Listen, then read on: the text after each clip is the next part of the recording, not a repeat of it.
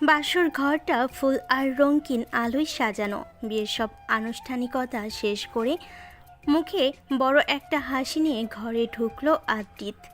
আজ তার জীবনের সবচেয়ে বিশেষ রাত। খাটের উপর লাল বেনারসি পরে চুপচাপ বসে আছে তার নতুন বউ। মাথা ভর্তি ঘোমটা, মুখ দেখা যাচ্ছে না। আদ্রিতের বুকের ভেতর উত্তেজনা কাজ করছে। সে ধীরে ধীরে বইয়ের পাশে গিয়ে বসলো। এত লজ্জা পাচ্ছেন কেন মিসেস আদ্রিত? ঘোমটাটা তুলুন। কোনো উত্তর নেই। আদ্রিত মুচকি হেসে বলল, ঠিক আছে, তাহলে আমি ঘোমটাটা সরিয়ে দিচ্ছি। বলে সে আস্তে করে ঘোমটাটা তুলল। পরের মুহূর্তে তার মুখের হাসি উধাও, চোখ দুটো প্রায় কোটর থেকে বের হয়ে আসার অবস্থা। তো তুমি? ঘোমটা নিচে বসে আছে ঈশিতা, তার কলেজ জীবনের সিনিয়র এক্স গার্লফ্রেন্ড। অন্যদিকে হঠাৎ চিৎকার শুনে ঈশিতা লজ্জা ভাব নিয়ে মুখ তুলে তাকালো। তারপর সেও জমে গেল। আদ্রিত, দুজন কয়েক সেকেন্ড এক দৃষ্টিতে একে অপরের দিকে তাকিয়ে রইল। ঘরে বাতাস যেন হঠাৎ থমকে গেছে। সবার আগে ঈশিতাই মুখ খুলল। 1 মিনিট, তুমি এখানে কেন? আদ্রিত হতভম্ব হয়ে বলল, আমি এখানে কেন মানে? এটা আমার ঘর। কি? তুমি এখানে কেন? আমি এই ঘরের বউ। একজন আমাকে এই রুমে বসিয়ে দিয়ে বলল এটা তোমার বরের রুম, আজ থেকে তুমিও এই রুমে থাকবা। অসম্ভব। আমিও তাই ভাবছি। দুজন একসাথে দাঁড়িয়ে গেল। আদ্রিত মাথায় হাত দিয়ে বলল, সারা দেশে একটা মেয়েও খুঁজে পাওয়া গেল না, শেষে আমার এক্সকেই বিয়ে করতে হলো। হ্যালো, যেন আমি খুব শখ করে তোমাকে বিয়ে করেছি। তাহলে করেছো কেন? জানতাম নাকি বর তুমি? আমিও জানতাম না পাত্রী তুমি। দুজন আবার একে অপরের দিকে রাগী চোখে তাকিয়ে রইল। কিছুক্ষণ পর ঈশিতা হাত গুটিয়ে বলল, যাই হোক, একটা পরিষ্কার কথা, আমি এখনো তোমাকে বিশ্বাস করি না। আদ্রিত তার ছেলের হাসি দিল। মজার কথা, বিশ্বাসঘাতকতার কথা তোমার মুখে মানায় না। কি বলতে চাইছো? যেটা তুমি খুব ভালো করেই জানো। আমি কিছুই জানি না, বরং তুমিই বলো কেন এমন করছিলে। আমি? তুমি আমাকে প্রশ্ন করছো? তোমার কলেজের শেষ বছরে যে হঠাৎ সব সম্পর্ক শেষ করে দিলে, সেটা ভুলে গেছো? কারণ তুমি বেঈমান। তোমার মতো বেঈমানের সাথে সম্পর্ক রাখা যায় না। তোমার মুখে এসব মানায় না ঈশিতা। তুমি আমার বিশ্বাস নিয়ে খেলেছো। কথাটা বলেই দুজন থেমে গেল। কয়েক সেকেন্ডের জন্য ঘরটা আবার নীরব হয়ে গেল। তাহলে তুমি এখনো আমাকে দোষী ভাবো? তুমি কি ভাবো আমি তোমাকে ক্ষমা করে দিয়েছি? ক্ষমা? ভুলটা তো তোমার ছিল।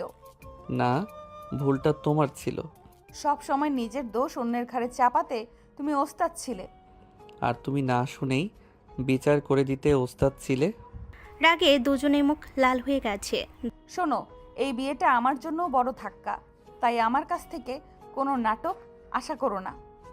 চিন্তা করো না, তোমার সাথে রোমান্টিক হওয়ার ইচ্ছা আমার নেই। ভালো, কারণ আমারও নেই। তাহলে একটা ব্যাপারে আমরা অন্তত একমত। হুম। দুজনে মুখ ঘুরিয়ে নিল, কিন্তু মনের ভেতরে পুরনো স্মৃতিগুলো একের পর এক ভেসে উঠতে লাগলো। একসময় যে মানুষটাকে সবচেয়ে বেশি ভালোবাসতো, আজ তাকেই সবচেয়ে বেশি ভুল বুঝে বসে আছে। বাসর ঘরে অস্বস্তিকর নীরবতার মাঝেই দুজনের চোখের সামনে ভেসে উঠতে লাগলো বহু বছরের পুরনো স্মৃতি। সে সময় যখন তারা একে অপরের কাছে ছিল পৃথিবীর সবচেয়ে গুরুত্বপূর্ণ মানুষ। ফ্ল্যাশব্যাক। নতুন সেমিস্টারের প্রথম দিন, সদ্য বিশ্ববিদ্যালয়ে ভর্তি হয়েছে আদ্রিত। বুক ভরা স্বপ্ন আর উত্তেজনা নিয়ে ক্যাম্পাসে পা রাখতেই কয়েকজন দ্বিতীয় বর্ষের ছাত্র তাকে ঘিরে ধরল। এই ফ্রেশার, এদিকে আয়। জি ভাইয়া। এত ভদ্র সাজার দরকার নেই, আগে সিনিয়রদের সালাম দে। তারপর 10টা উঠবস কর। আদ্রিত বুঝে গেল তাকে র্যাগিং করা হচ্ছে। সে অস্বস্তিতে পড়ে গেল। ভাইয়া, আমি এসব করতে চাই না। চাই না মানে? আমরা যা বলবো তাই করতে হবে। আদ্রিত কি করবে বুঝতে পারছিল না। ঠিক তখনই পিছন থেকে ভেসে এলো একটা কঠোর কণ্ঠস্বর। তোমরা আবার শুরু করেছো? সবাই ঘুরে তাকালো। সেখানে দাঁড়িয়ে আছে দ্বিতীয় বর্ষের ছাত্রী ঈশিতা। আরে ঈশিতা, মজা করছি। মজা? তোমাদের এই মজার জন্য কতজন নতুন স্টুডেন্ট অস্বস্তিতে পড়ে জানো? আমি টিচারদের জানাবো তোমাদের এই র্যাগিং। তুমি সব কিছু এত সিরিয়াসলি নাও কেন? কারণ অন্যায় দেখলে চুপ থাকতে পারি না। এখন ওকে ছেড়ে দাও আর এখান থেকে চলে যাও। ঈশিতার কঠিন চাহনি দেখে ছেলেগুলো আর কিছু বলল না। আচ্ছা আচ্ছা, যাচ্ছি। তারা চলে যেতেই ঈশিতা আদ্রিতের দিকে তাকালো। তুমি ঠিক আছো? জি, ধন্যবাদ। নতুন ভর্তি হয়েছো? হ্যাঁ, আজই প্রথম দিন। কোনো সমস্যা হলে আমাকে জানাবে। আমি ঈশিতা, 2য় বর্ষে পড়ি। আমি আদৃত। ভালো, এখন ক্লাসে যাও আর চিন্তা করো না, আমি আছি। কথাটা শুনে অজান্তেই আদ্রিতের মুখে হাসি ফুটে উঠল। দেখতে দেখতে কেটে গেল 3 মাস। সেদিনের পর থেকে ওদের মধ্যে কারণে অকারণে অনেক কথা হয়। ধীরে ধীরে ঈশিতা আর আদ্রিতের মধ্যে বন্ধুত্ব গড়ে ওঠে। লাইব্রেরিতে পড়াশোনা, ক্যান্টিনে আড্ডা, ক্লাসের নোট শেয়ার করা, সব কিছুতেই তারা একে অপরের সঙ্গী হয়ে উঠল। একদিন ক্যান্টিনে বসেছিল দুজন। তুমি কি সব সময় এত প্রশ্ন করো? তোমার সাথে থাকলে করি, কেন? কারণ তোমার সাথে কথা বলতে ভালো লাগে। বেশি কথা বলো। আর তুমি কম বলো। দুজনেই হেসে উঠল। 1 বছর পরে বন্ধুত্বের অনুভূতিটা কখন যে ভালোবাসায় রূপ নিয়েছে আদ্রিত নিজেও বুঝতে পারেনি। কবে এটা হলো, মনের মধ্যে অনেক ভয় ছিল।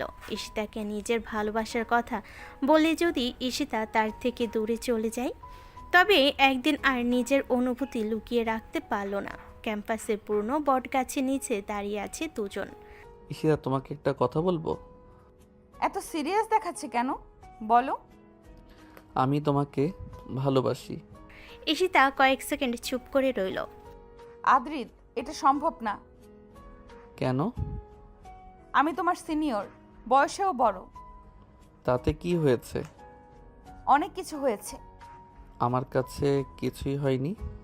আমি শুধু জানি আমি তোমাকে ভালোবাসি। তবুও আমার উত্তর না। কিন্তু আদ্রিত হাল ছাড়া ছেলে ছিল না। দিনের পর দিন সে নিজের ভালোবাসার প্রমাণ দিতে থাকলো। আর অন্যদিকে ঈশিতাও বুঝতে পারছিল ছেলেটার জন্য তার মনেও আলাদা একটা জায়গা তৈরি হয়ে গেছে। অবশেষে এক বিকেলে আদ্রিত, হুম। তোমার প্রপোজালটা এখনো ভ্যালিড আছে? মানে আমি অনুভব করেছি আমিও তোমাকে ভালোবাসি। কয়েক সেকেন্ড আদ্রিত বিশ্বাসই করতে পারল না। সত্যি? হ্যাঁ বোকা। আনন্দে আদ্রিতের মুখ উজ্জ্বল হয়ে উঠল। 2 বছর তাদের সম্পর্ক বেশ ভালোই চলছিল, কারণ বিষয়টা তারা সবার কাছ থেকে গোপন রেখেছিল। কিন্তু সুখের দিন যেন বেশি দিন স্থায়ী হলো না। ঈশিতা তখন শেষ বর্ষে। একদিন হঠাৎ করেই বিশ্ববিদ্যালয়ে তাদের সম্পর্কের কথা ছড়িয়ে পড়ে। সবাই বিভিন্ন কটু কথা বলতে থাকে ওদের। কেউ বলে সিনিয়র আপুর সাথে প্রেম করেছে। দেখেছো কি অদ্ভুত, নিজের চেয়ে ছোট বয়সের ছেলের সাথে প্রেম করছে, নির্লজ্জ মেয়ে। নানা ধরনের কটু কথা শুনতে হলো। আদ্রিত আর ঈশিতা একে অপরের হাত ছায়নি, কিন্তু দূরে দাঁড়িয়ে সব কিছু দেখছিল একজন, সে হলো রাহাত, যে প্রথম দিন আদ্রিতাকে র্যাগিং করেছিল। রাহাত অনেক দিন ধরে ঈশিতাকে পছন্দ করত। একসময় তাকে নিজের মনে কথা বলল, ঈশিতা তাকে প্রত্যাখ্যান করে দেয়। সেই প্রত্যাখ্যানের অপমান রাহাত কোনোদিন ভুলতে পারেনি। মনে মনে হিংসা পুষে রাখে ঈশিতার জন্য। যখন সে জানতে পারল ঈশিতা আদ্রিতের সঙ্গে সম্পর্কে আছে, তখন তার রাগ আর প্রতিহিংসা আরও বেড়ে গেল। আমাকে না বলে ওই ছেলেটাকে বেছে নিয়েছ? ঠিক আছে, তোমাদের এই সম্পর্ক আমি টিকতে দেব না। সেদিন থেকেই শুরু হলো এক ভয়ঙ্কর খেলা। ভুল বোঝাবুঝি, মিথ্যা তথ্য আর ষড়যন্ত্রের জাল বুনতে শুরু করলো রাহাত। তবে রাহাত জানতো, কারণ দুজনই একে অপরকে খুব ভালোবাসে, তাই সে পরিকল্পনা করলো ধাপে ধাপে তাদের বিশ্বাস নষ্ট করবে। ঈশিতার সবচেয়ে কাছের বন্ধু ছিল তন্ময়। ছোটবেলা থেকেই পরিচয় না হলেও বিশ্ববিদ্যালয়ে এসে দুজনের মধ্যে ভাই বোনের মতো সম্পর্ক তৈরি হয়েছিল। আরেকজন ছিল নীলা, তার কথাও সবসময় বিশ্বাস করত ঈশিতা। অন্যদিকে আদ্রিতের ঘনিষ্ঠ বন্ধুদের মধ্যে ছিল সায়ন, আর মেয়ে বন্ধুদের মধ্যে সবচেয়ে কাছে ছিল মেহরিন। রাহাত প্রথমে তন্ময়ের কাছে গেল। তন্ময়, একটা কাজ করতে হবে। কি কাজ? খুব সহজ, ঈশিতার সাথে কয়েকটা ছবি তুলতে হবে। কেন? সেটা তোমার জানার দরকার নেই। আমি এসব করব না। রাহাত ঠান্ডা হাসল। তোমার ছোট ভাই ড্রাগস নিতে গিয়ে পুলিশের কাছে ধরা পড়েছিল। এখন সে জেলে আছে। এই সংবাদ পুরো ভার্সিটিতে ছড়িয়ে গেলে তোমার এই সম্মান কোথায় যাবে ভেবে দেখেছ? জুনিয়ররা যখন তোমার দিকে সম্মানের চোখে তাকাবে না, ব্যাচমেটরা যখন তোমাকে নিয়ে অপমান করবে, সেটা ভালো লাগবে? নাকি ঈশিতার অজান্তেই 3-4টা ছবি তুলবে, সেগুলো নিয়ে আমি মুখ বন্ধ রাখবো, সেটা ভালো হবে? তন্ময়ের মুখ ফ্যাকাশে হয়ে গেল। সে বুঝতে পারল রাহাত তাকে ব্ল্যাকমেল করছে, আর সামনে কোনো রাস্তা নেই, তাই তাকে রাহাতের কথা মেনে নিতে হয়। অন্যদিকে মেহেরিনকেও কোনো ব্ল্যাকমেল করতে হয়নি। সে আদ্রিতকে আগে থেকেই পছন্দ করত। ঈশিতা আর আদ্রিতের সম্পর্কের কথা শুনে সেও কষ্ট পেয়েছিল। মনে মনে ঈশিতার জন্য হিংসা পুষে রেখেছিল। যখন রাহাতের প্ল্যান শুনল, তখন সময় নষ্ট না করে রাজি হয়ে গেল। কয়েকদিন পর বিশ্ববিদ্যালয়ে সাংস্কৃতিক অনুষ্ঠান ছিল। অনুষ্ঠান শেষে তন্ময় ঈশিতাকে বলল, ঈশিতা, ডিপার্টমেন্টের একটা প্রজেক্ট নিয়ে কথা আছে, একটু এদিকে চলো। এখন 5 মিনিট লাগবে। ঈশিতা রাজি হয়ে গেল। ক্যাম্পাসের পেছনের বাগানে দাঁড়িয়ে তারা কথা বলছিল। ঠিক তখনই তন্ময় ইচ্ছে করে ঈশিতার কাঁধে হাত রাখল। ঈশিতা সঙ্গে সঙ্গে সরে গেল। এই কি করছো? সরি, ভারসাম্য হারিয়ে ফেলেছিলাম। দূরে ঝোপের আড়ালে দাঁড়িয়ে থাকা একজন সেই মুহূর্তে ছবি তুলে নিল। আরেকবার তন্ময় ঈশিতাকে একটা কাগজ দেখানোর অজুহাতে খুব কাছে দাঁড়ালো। সেখান থেকেও ছবি তোলা হলো। বাস্তবে ঘটনাগুলো ছিল সাধারণ, কিন্তু ছবিগুলো এমন অ্যাঙ্গেলে তোলা হয়েছিল যেন দেখে মনে হয় দুজন খুব ব্যক্তিগত মুহূর্ত কাটাচ্ছে। একই দিনে মেহরিনও আদ্রিতকে লাইব্রেরির সামনে ডেকে নিল। একটা অ্যাসাইনমেন্টের সাহায্য দরকার। ঠিক আছে, বলো। কথা বলতে বলতে মেহরিন ইচ্ছে করে আদ্রিতের খুব কাছে দাঁড়ালো। এত কাছে দাঁড়িয়ে আছো কেন? আরে কাছে না দাঁড়ালে অ্যাসাইনমেন্ট ব্যাপারে বুঝবো কিভাবে? কাছে আসতে হবে না, দূর থেকে অনেক ভালো বোঝা যায়। ঠিক সেই মুহূর্তেও দূর থেকে ছবি তোলা হলো। পরপর মেহরিন একটা কাগজ দেখাতে গিয়ে আদ্রিতের হাত ধরে ফেলল। আদ্রিত সঙ্গে সঙ্গে হাত সরিয়ে নিল, কিন্তু ক্যামেরা ততক্ষণে কাজ করে ফেলেছে। 2 দিন পর ভার্সিটি সায়ানের সাথে বসেছিল আদ্রিত। হঠাৎ তার ফোনে অচেনা নম্বর থেকে কয়েকটা ছবি এলো, সাথে একটা মেসেজ। তুমি যাকে সবচেয়ে বেশি বিশ্বাস করো সে তোমাকে বোকা বানাচ্ছে। ছবিগুলো দেখে আদ্রিত স্তব্ধ হয়ে গেল। একটার পর একটা ছবি স্ক্রল করতে লাগলো।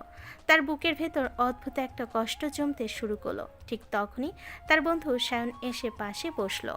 ভাই, আমি অনেকদিন ধরেই কিছু বলতে চাচ্ছিলাম। কি? ঈশিতা আপু আর তনয়কে কয়েকবার একসাথে দেখেছি। তুই নিশ্চিত? আমি যা দেখেছি তাতেই সন্দেহ হওয়ার কথা। সায়ন জানতো না সে আসলে রাহাতের সাজানো খেলাই ব্যবহার হচ্ছে।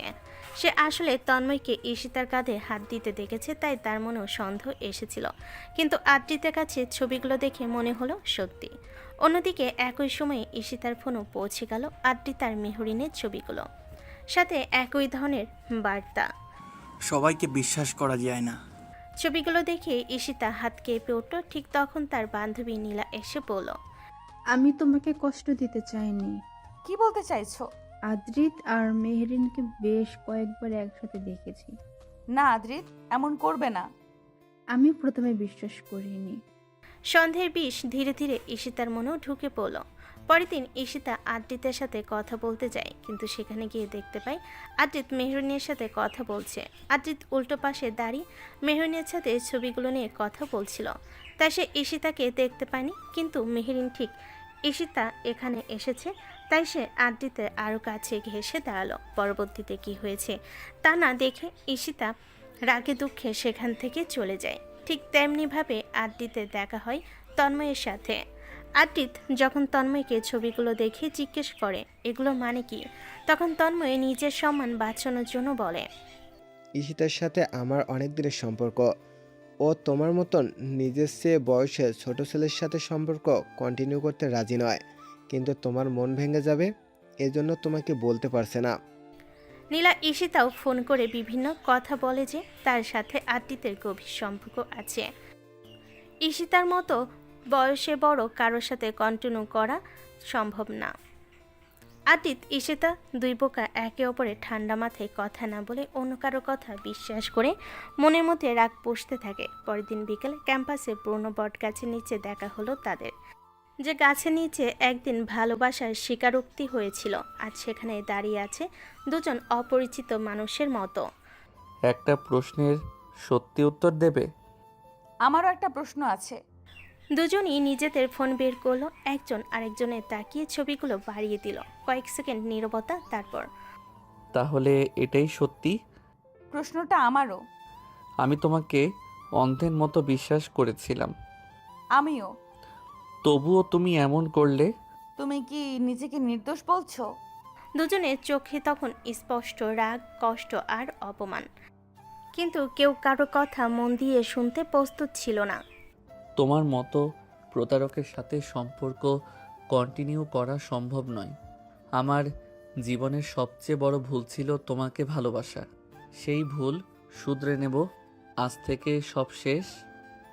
আমার ভুল ছিল, আমি তোমাকে নিজের চেয়ে বেশি ভালোবেসেছিলাম। ভুলে গিয়েছিলাম নিজের চেয়ে ছোট বয়সের ছেলেদের ভালোবাসতে নেই। আবেগ শেষ হয়ে গেলে ছুঁড়ে ফেলে দিতে 1 মিনিটও সময় নষ্ট করে না। কথাটা বলল দুজনে বুকের ভেতর যেন কিছু একটা ভেঙে গেল। দূরে দাঁড়িয়ে রাহাত সব দেখছিল। তার ঠোঁটে ধীরে ধীরে ফুটে উঠল তৃপ্তির হাসি। ভালোবাসা নয়, বিশ্বাস ভাঙলেই সম্পর্ক শেষ হয়ে যায়। সেদিন তাদের দুজনের সম্পর্ক শেষ হয়ে যায়। যতদিন তারা ভার্সিটিতে একসাথে ছিল, একজন আরেকজনের দিকে ফিরেও তাকাতো না। ঈশিতা অনার্স শেষ করে ভার্সিটি থেকে চলে যাওয়ার পর তাদের আর দেখা হয়নি। সামনাসামনি দুজন রাগে দেখালেও মনে মনে দুজনই ভেঙে পড়ে। তারা তো একে অপরকে সত্যি সত্যি ভালোবেসেছিল। কেটে যায় 3টি বছর। ঈশিতা আদ্রিত কেউই তাদের ভালোবাসার কথা ভুলতে পারেনি। দ্বিতীয়বার আর কোনো সম্পর্কে জড়ায়নি তারা, কিন্তু পরিবারের চাপে বিয়ের মতো সম্পর্কে জড়াতে বাধ্য হয় তারা। বরকে কনেকে সেসব না দেখে বিয়ে করে নেয়। তারপর বাসরাতে এমন সারপ্রাইজ পায়। ফ্ল্যাশব্যাকে স্মৃতিগুলো যেন ধীরে ধীরে মিলিয়ে গেল, আবার ফিরে এলো বর্তমানের বাসর ঘরে।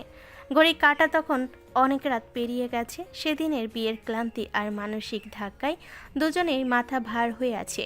ঈশিতা হাত গুটিয়ে দাঁড়িয়ে বলল, একটা কথা আগে পরিষ্কার করে নেই, আমি সোফায় ঘুমাবো না। আমি কি বলেছি তোমাকে সোফায় ঘুমাতে? তাহলে? তুমি খাটে ঘুমাও, আমি সোফায় চলে যাচ্ছি। ঈশিতা সোফার দিকে তাকিয়ে দেখলো সোফাটা অনেক ছোট। আদ্রিতের কষ্ট হবে এই সোফায় শুলে। যতই বলুক ভালোবাসা নেই, কিন্তু মনে কোণে একে অপরের জন্য ভালোবাসা এখনও আছে। তবে তারা মনে করে প্রতারকের জন্য সেই ভালোবাসা প্রকাশ করা ঠিক হবে না। তাই ঈশিতা বিরক্ত হওয়ার ভান করে বলল, নাটক করার দরকার নেই। নাটক করছি না। তুমি সারা রাত ওই ছোট্ট সোফায় ঘুমাতে পারবে না। তোমার চিন্তা করার দরকার নেই। আমি চিন্তা করছি না। কাল সকালে ঘাড় ব্যথা নিয়ে সবাইকে বিরক্ত করো, সেটা দেখতে চাই না। আদ্রিত ভুরু কুচকে তাকালো। তুমি এখনো আগের মতোই বেশি কথা বলো। আর তুমি এখনো আগের মতোই একগুঁয়ে। কয়েক সেকেন্ড দুজন একে অপরের দিকে তাকিয়ে রইল। তারপর ঈশিতা বিরক্ত হয়ে বলল, খাটটা এত বড়, মাঝখানে বালিশ দিয়ে ভাগ করে নেই। তুমি এক পাশে, আমি এক পাশে। তোমার সাথে এক খাটে? ভয় পেও না, আমি তোমাকে খেয়ে ফেলবো না। আমার ভয় পাওয়ার কিছু নেই। তাহলে সমস্যা কোথায়? কোনো সমস্যা নেই। দুজনে কেউই হার মানতে রাজি নয়। শেষ পর্যন্ত ঈশিতাই কয়েকটা বালিশ এনে মাঝখানে একটা ছোট্ট দেওয়াল বানিয়ে দিল। এটা সীমান্ত রেখা, এ পাশে আমি, ও পাশে তুমি। বেশ। আরে কেউ কারো দিকে আসবে না। সেটা তোমাকেই মনে রাখতে হবে। কথাটা বলে দুজনেই বিপরীত দিকে মুখ ফিরিয়ে শুয়ে পড়ল। ঘরের আলো নিভে গেল, শুধু রঙিন ফেয়ারি লাইটের মৃদু আলো চারিদিকে ছড়িয়ে আছে। বাইরে থেকে দেখলে মনে হবে দুজন মানুষ একে অপরকে সহ্যই করতে পারে না, কিন্তু ভেতরে গল্পটা অন্যরকম। 3 বছর, পুরো 3 বছর তারা একে অপরকে দেখেনি। 3 বছর ধরে নিজেদের বোঝাতে চেয়েছে যে সব শেষ হয়ে গেছে। 3 বছর ধরে রাগ, অভিমান আর অপূর্ণতার ভার বয়ে বেরিয়েছে। আজ হঠাৎ সেই মানুষটাই আবার এত কাছে। আদ্রিত চোখ বন্ধ করলো। অদ্ভুত একটা অনুভূতি হচ্ছে তার। রাগ এখনো আছে, কষ্টও আছে, কিন্তু সেই সাথে কোথা থেকে যেন একটা পরিচিত শান্তি এসে বসেছে মনে। অন্যদিকে ঈশিতাও ছাদের দিকে তাকিয়েছিল। সে নিজেও বুঝতে পারছে না কেন আজ এতদিন পর বুকের ভেতরের অস্থিরতাটা একটু কম লাগছে। মনে মনে বলল, কিন্তু কথাটা বলার পরও তার চোখের কোণে জমে থাকা ক্লান্তি ধীরে ধীরে মিলিয়ে যেতে লাগলো। কিছুক্ষণ পর ঘরের ভেতর আর কোনো কথা শোনা গেল না। ক্লান্তি ধীরে ধীরে দুজনকে ঘুমের দিকে টেনে নিয়ে গেল। ঘুমের মধ্যেই কখন যে দুজনের মুখের কঠোরতা নরম হয়ে এসেছে তারা নিজেরাও জানে না। রাগ ছিল, অভিমান ছিল, ভুল বোঝাবুঝিও ছিল, তবুও কোথাও যেন একটা অদৃশ্য স্বস্তি কাজ করছিল। অনেক বছর পর আজ প্রথমবারের মতো তারা নিশ্চিন্তে ঘুমালো, কারণ অজান্তেই দুজনের মন বুঝতে পেরেছিল যে ভালোবাসার উপর সবচেয়ে বেশি রাগ সেই মানুষটার কাছে হয়তো একসময় সবচেয়ে বেশি নিরাপত্তা খুঁজে পাওয়া যেত। ভোরের সূর্যের আলো পর্দার ফাঁক দিয়ে ঘরের ভেতর ঢুকছে। বাইরে থেকে আত্মীয় স্বজনের কথাবার্তার শব্দ শোনা যাচ্ছে। খাটের উপর তখনও গভীর ঘুমে আচ্ছন্ন আদ্রিত আর ঈশিতা। কিন্তু একটা সমস্যা হয়েছে, গতরাতে যে বালিশের সীমান্ত রেখা তৈরি করা হয়েছিল সেটা এখন সম্পূর্ণ উধাও। ঘুমের মধ্যে কখন যে দুজন এদিক ওদিক ঘুরেছে কেউই জানে না। আর সবচেয়ে ভয়ঙ্কর ব্যাপার হলো ঈশিতার হাত গিয়ে পড়েছে আদ্রিতের কাঁধের উপর, আর আদ্রিতের হাত ঈশিতার কোমরে। ঠিক তখনই ঠক ঠক বাইরে থেকে আওয়াজ এলো। ভাবি, ভাইয়া, ঘুম শেষ হলে দরজা খুলবা নাকি? ঈশিতা চোখ খুলে বোঝার চেষ্টা করলো তার সাথে কি হচ্ছে। কোমরের উপর ভারী কিছু অনুভব করি, সেখানে তাকিয়ে দেখি তার চোখ বড় বড় হয়ে গেল। আ আ আ কি হয়েছে? তোমার হাত আমার কোমরে কেন? আমার ঘুমন্ত অবস্থায় সুযোগ নিতে চাইছিলে তুমি? ঘুমের ভেতরে হয়ে গেছে হয়তো। তুমিও তো আমার ঘাড়ের উপর হাত রেখেছো। এটাও তুমি নিশ্চয়ই সরিয়েছো। আমি ঘুমের মধ্যে মানুষ সরাই নাকি? তোমার উপরে বিশ্বাস নেই। ধন্যবাদ, আমারও নেই তোমার উপর বিশ্বাস। আবারও ঠক ঠক শব্দ। দরজা খুলবা নাকি আমরা সবাই মিলে ভেঙে ঢুকবো? দুজন একসাথে দরজার দিকে তাকালো। এখন কি করব? দরজা খুলবো। আর যদি সবাই কিছু বুঝে ফেলে? আমরা কি অপরাধ করেছি? তোমার মুখ দেখেই সবাই সন্দেহ করবে। আরে বাহ, আমার মুখে আবার কি সমস্যা? অতিরিক্ত সন্দেহজনক। তোমার মুখও খুব নির্দোষ না? ঝগড়া করতে করতে দরজা খুলল আদ্রিত। দরজার ওপাশে দাঁড়িয়ে আছে তার ছোট বোন তানিয়া, আর সঙ্গে 2-3 কাজিন। তানিয়া মুচকি হেসে বলল, ওহ, অবশেষে ঘুম ভাঙলো। আমরা ভাবছিলাম আজ দুপুরে উঠবে। সকাল সকাল তোমাদের আর কাজ নেই? আছে তো, নতুন ভাবিকে বিরক্ত করা। ঈশিতা জোর করে একটা হাসি দিল। হ্যালো ভাবি, ভাইয়া কি বেশি বিরক্ত করেছে? না না। অবশ্যই না। উফ, দুজনের মুখ দেখে তো মনে হচ্ছে রাতভর জাতিসংঘের মিটিং হয়েছে। বাকিরা হেসে উঠল। ঈশিতা মুখ নিচু করে হাসি চেপে রাখলো। আদ্রিত সেটা দেখে ভুরু কুঁচকাল। হাসছে কেন? জাতিসংঘের মিটিং কথাটা খারাপ বলেনি। কিছুক্ষণ পর নিচে নাস্তার টেবিলে সবাই একসাথে বসেছে। ঈশিতা পরিবারের সবার সাথে পরিচিত হচ্ছে। হঠাৎ আদ্রিতের মা বললেন, আদ্রি, বৌমার প্লেটে পরোটা দাও। ও নিজেই নিতে পারবে। আমি কি তোমার মতামত চেয়েছি? টেবিল জুড়ে হাসি রোল পড়ে গেল। আদ্রিত বাধ্য হয়ে পরোটা এগিয়ে দিল। ঈশিতা মুচকি হেসে বলল, ধন্যবাদ। স্বাগতম। এত রাগী মুখে স্বাগতম বলার দরকার ছিল না। তুমি না চাইলে ফিরিয়ে দিতে পারো। না, পরোটার কোনো দোষ নেই। এবার তানিয়া হেসে চেয়ার থেকে পড়ে যাওয়ার উপক্রম হলো। নাস্তা শেষ হওয়ার পর আত্মীয়রা একে একে চলে গেল। অবশেষে কিছুটা শান্ত পরিবেশ পেল দুজন। বারান্দায় দাঁড়িয়ে দূরে তাকিয়েছিল ঈশিতা। হঠাৎ পাশে এসে দাঁড়ালো আদ্রিত। কয়েক সেকেন্ড কেউ কিছু বলল না। তারপর, আজকের অভিনয় খারাপ করনি। তুমিও না। ধন্যবাদ। তবে ভুল বোঝো না, আমি তোমার জন্য করিনি। আমিও না। দুজনেই একই সঙ্গে অন্যদিকে তাকালো, কিন্তু দুজনের মনে একই প্রশ্ন ঘুরছিল, 3 বছর আগে আসলে কি ঘটেছিল। আর যদি সত্যি কেউ তাদের আলাদা করে থাকে। বারান্দায় দাঁড়িয়ে থাকা আদ্রিত আর ঈশিতা দুজনেই চুপ হয়ে গেল। 3 বছর আগে স্মৃতিগুলো যেন আবার মাথার ভেতর ঘুরপাক খেতে লাগলো। ঠিক তখনই নিচতলা থেকে আদ্রিতের মায়ের ডাক শোনা গেল, আদ্রি, বৌমাকে নিয়ে নিচে আসো। আত্মীয়রা বিদায় নেওয়ার আগে দেখা করতে চায়। আসছি মা। দুজন একসাথে ঘুরতেই আবার ধাক্কা খেলো, মুখোমুখি হয়ে গেল। সামনে দেখে হাঁটতে পারো না? তুমি কি অদৃশ্য হয়ে দাঁড়িয়েছিলে? অসভ্য। ধন্যবাদ। রাগ দেখালো দুজনের মুখের কোণে অদ্ভুত এক হাসি ফুটে উঠল। নিচের ড্রয়িং রুমে বসে আছে পরিবারের বড়রা। ঈশিতা সবার সাথে ভদ্রভাবে কথা বলছে। সবাই নতুন বউকে দেখে মুগ্ধ। বৌমা রান্না করতে পারো? জি, মোটামুটি। মোটামুটি মানে ওইসব ইউটিউব দেখে রান্না করো নাকি?